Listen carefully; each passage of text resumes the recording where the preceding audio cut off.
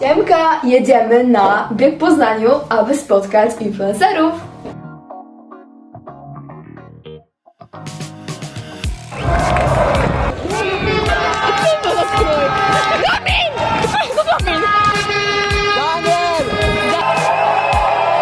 Widzowie, sport to zdrowie, nienawidzę biegać, ale trzeba.